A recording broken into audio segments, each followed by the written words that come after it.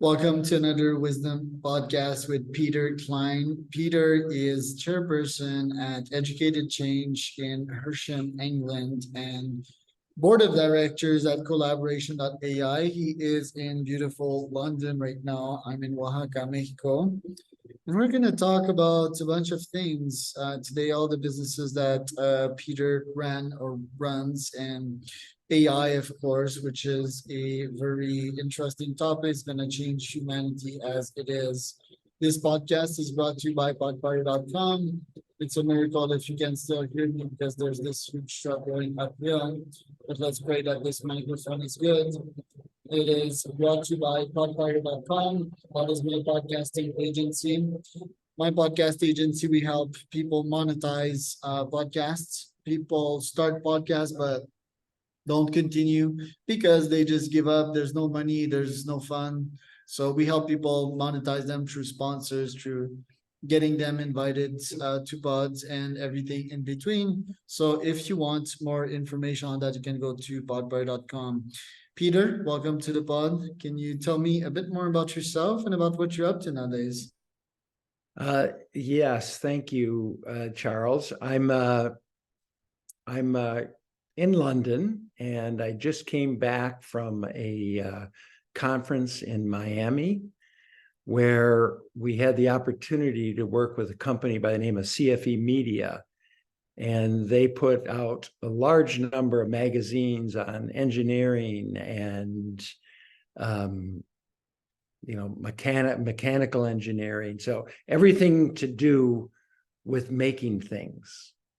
And what was really interesting, the reason they had this there is because they're trying to take their clients and help them move from the traditional business to how do we incorporate AI.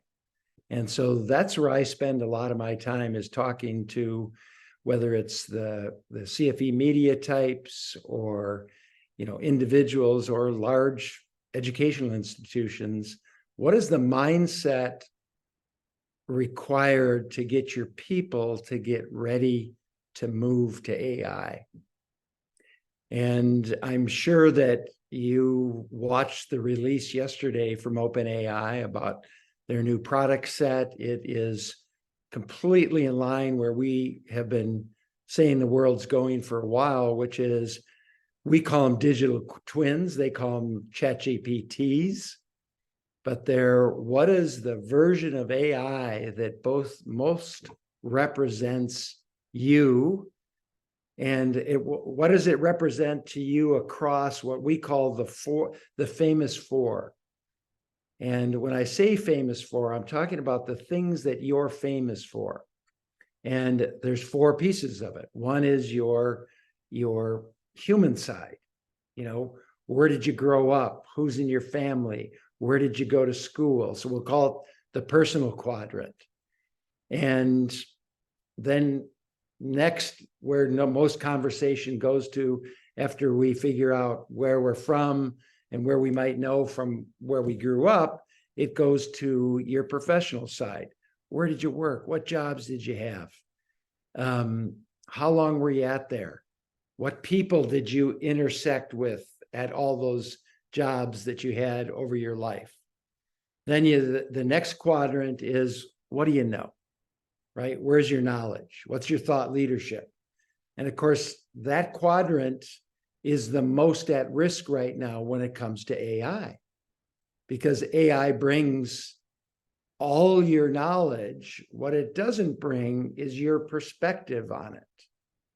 So it knows what you know. It just doesn't describe it necessarily like you do. The fourth quadrant is, how do we make the world a better place? What's your legacy? What are you involved in? Are you helping coach your kids' sports teams? Are you working with the Muscular Dystrophy Society? And when you're done working, how are you going to show up in that, what I'll call it, the last chapter? Because you have all the wisdom.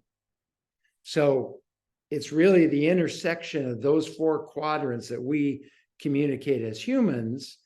The digital twin perspective of that is, how do we wrap that in to your version of AI? Because if you don't do that at a personal level, whether you're CEO or someone on the line, you will lose all the culture of your company, because the culture will become ChatGPTs, because your people will be using it to write emails and to write proposals. And so it's the personalization of that. It's your digital engagement plan.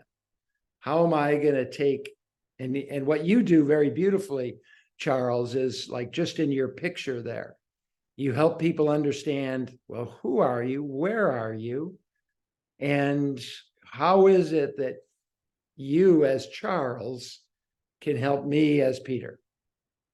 And it's probably through what you know, who you know, probably the primary two.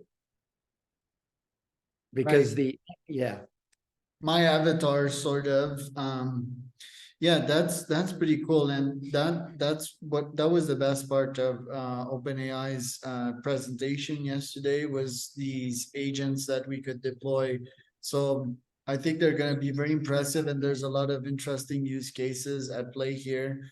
So one, copywriting agent, one cold emailing agent, in which I could ask, take my data, take this customer's data, and write an email that could have us meet, start a conversation. So things that there's going to be lots of potential here. What challenges do you see with the clients that you're working in currently in adopting AI? Because I'd say that I'd identify at least 20%, if not more, of, I call them AI haters, so they're resistant of AI, they make fun of AI, they're against it, for whatever reason.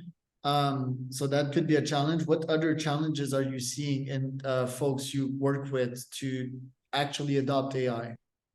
So and again, we work with most of the large consulting companies around the world. And we have offices, we have 60 people scattered around the world, in Noida, India, Manila, Japan, and then London, Minneapolis are the kind of major hubs that, in South Africa, we got 12 people in South Africa. And it depends upon the geography and the acceptance and the technology level of people. But across the large organizations, we see that you've got 10% of your company, they're just there because they have to have a job. And you could actually fire them, right? They're not actually adding value. Then we break it into three groups, 30%, 30%. 30% get it and will grow with it. And you can usually see it based on how well they've adapted to social media. People who haven't integrated social media into the 4 quadrants, right? And maybe you're just a Facebooker, but you're not on LinkedIn because that's where your business people are. And so you're using a variety of those. And then, those that are using TikTok, typically at the executive level, are going to be most likely in a consumer good business, or they're not going to use it. But your adoption of it typically is in that 30%. Then you got another 30% of your employees that you can train. And the last 30% are not going to get it. And that group will be displaced. So you're looking, when companies look to say, how do I do this?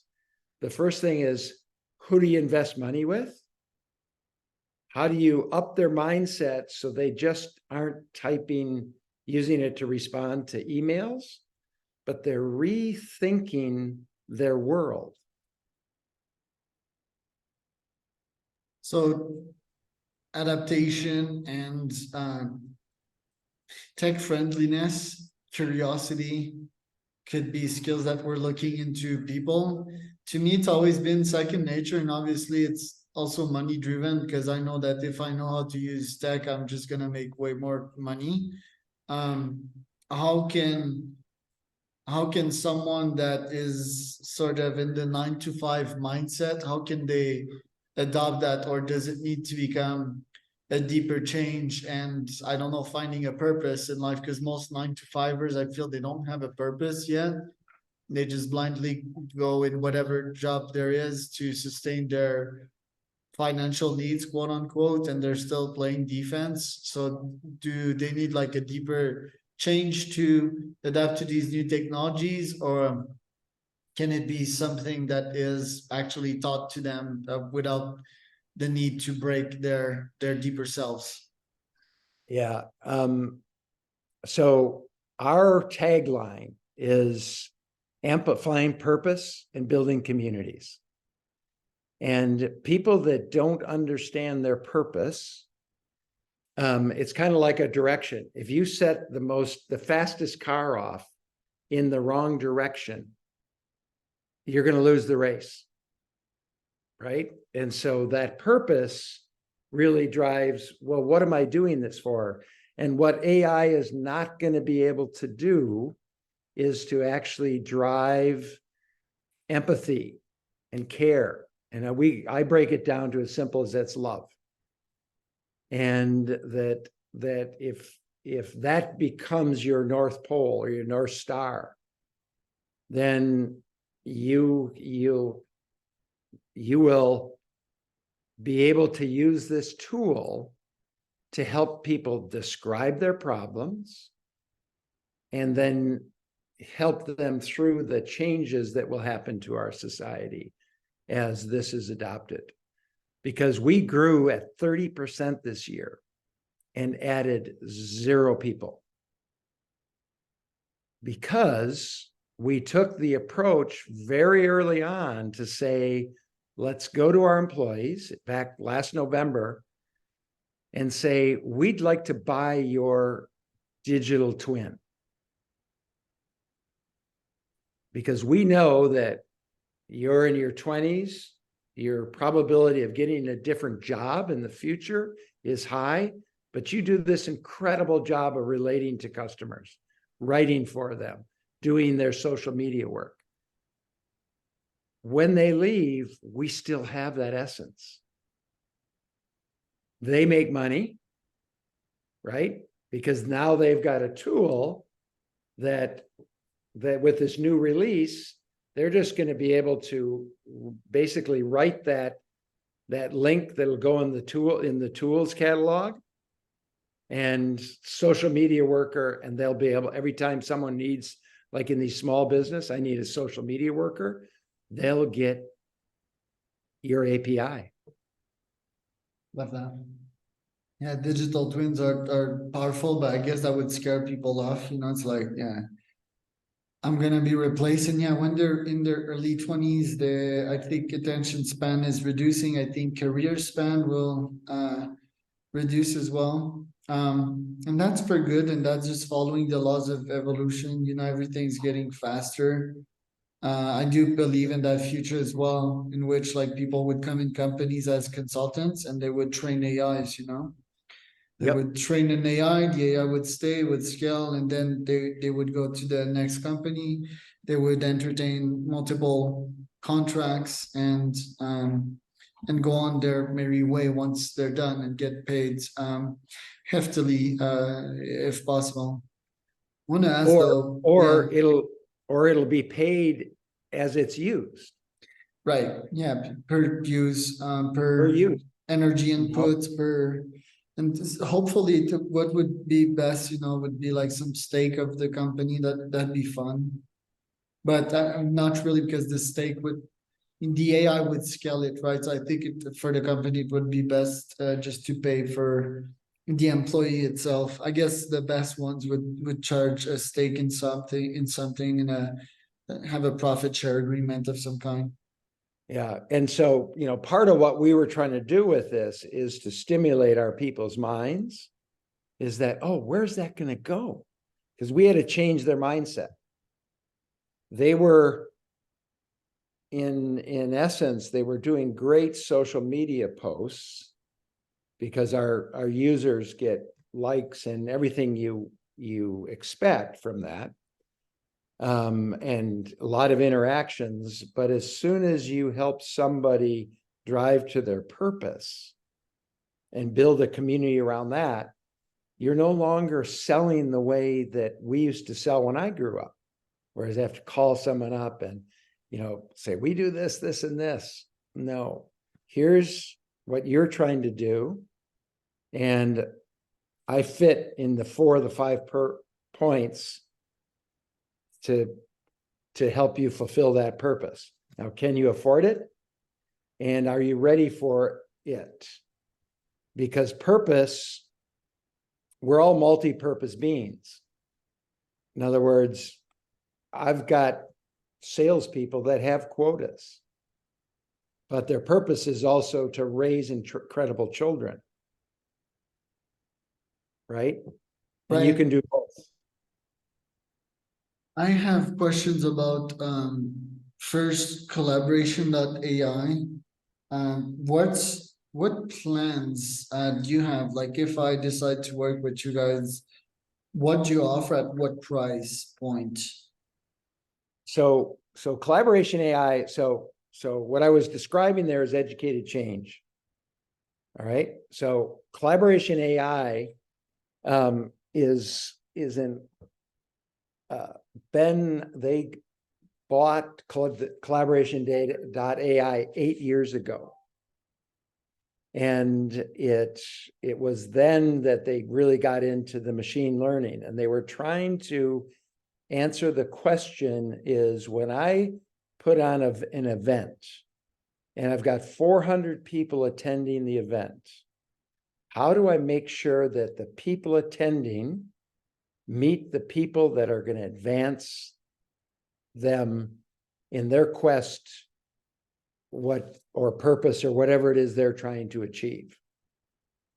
And that starts with, like, when you sit down for breakfast, right? And you've got 400 people. Who sits by who?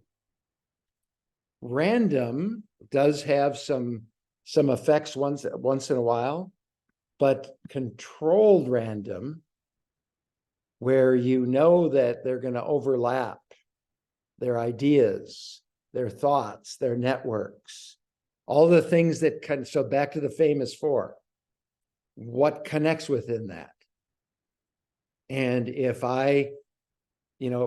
if you and I sit down at a table and we discover that both of our parents are aging and in homes, we're going to have a lot to talk about.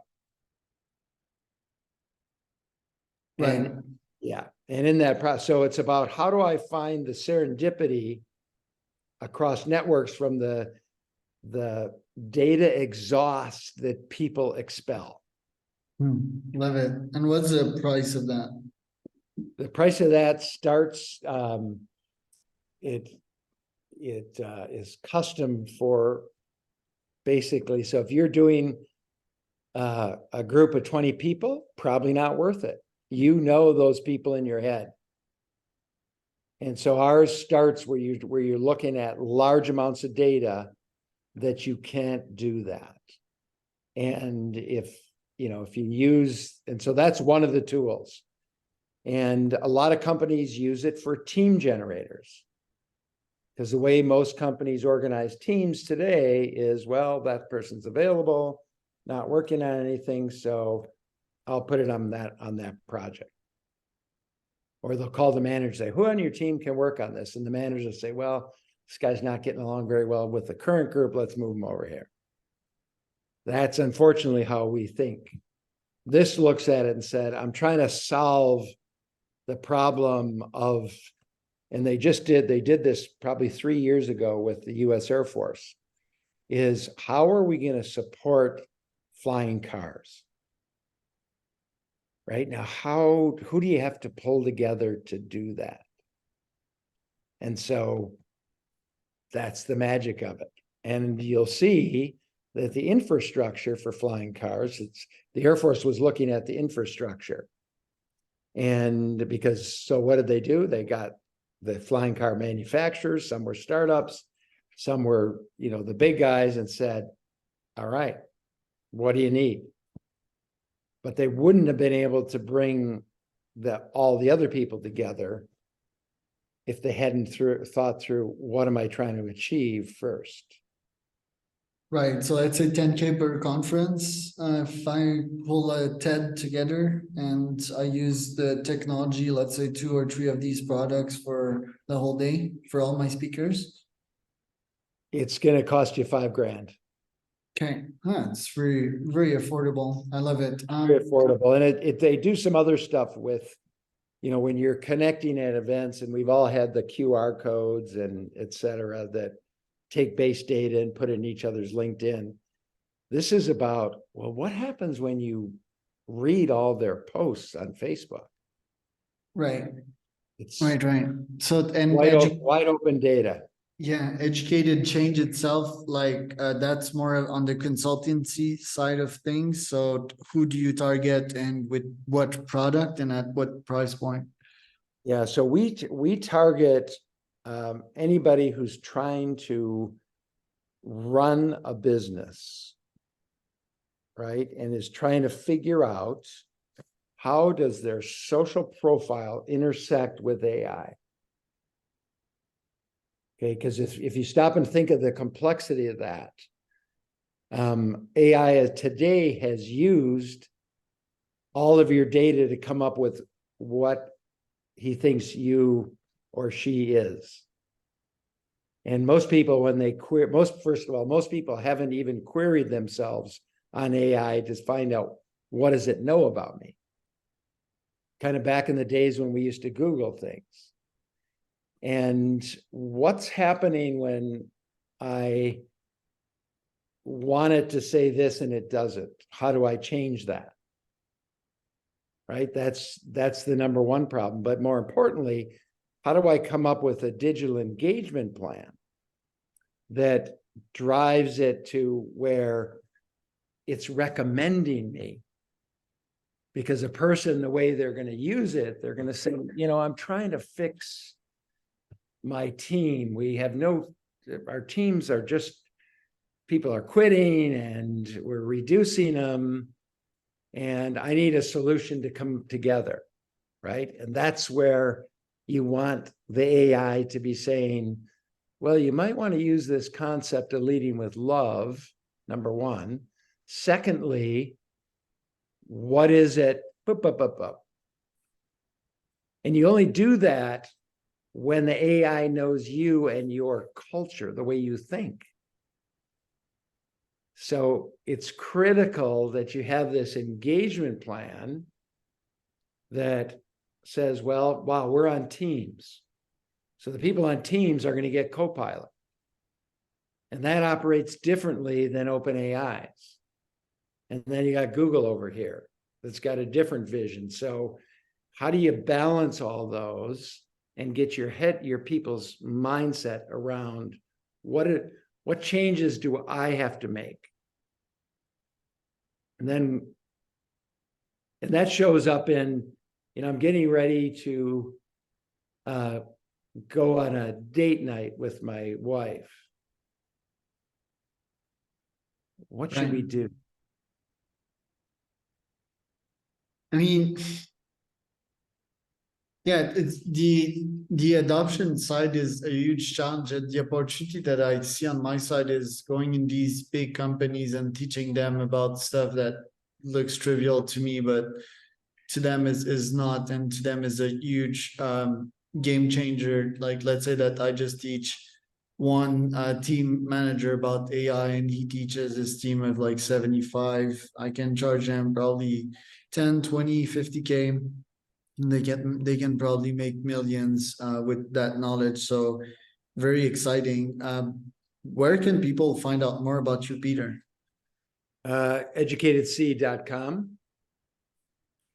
C as in the letter C, or educatedchange.com, or open.ai.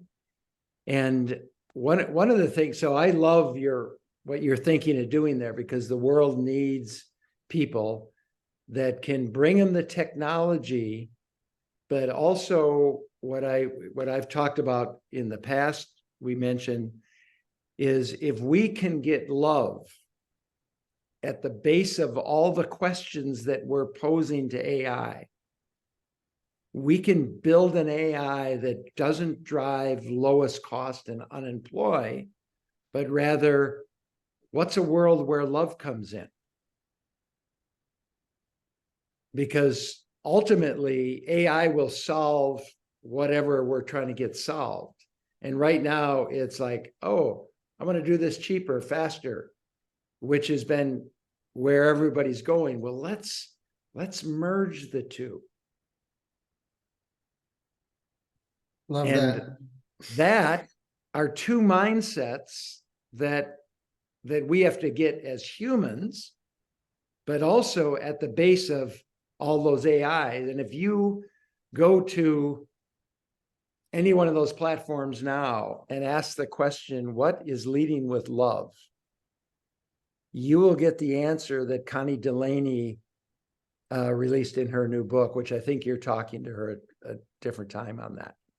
So this is a movement to help people Love the as you message. find their purpose, treat people with love, because you move that in. Imagine that Hamas or the Israelis were to enter those conversations that they have to have someday. And your love's going to be different than mine, right? And so I don't know what's up in your assumption machine on that, but it's not necessarily squishy, because we have to look and say, we have to solve problems. And the world's got more than they can deal with. AI will help us solve those. Love the message, Peter. I fully agree with that. Thank you for coming in. That was Peter Klein and Charles Cormier for another Wisdom podcast.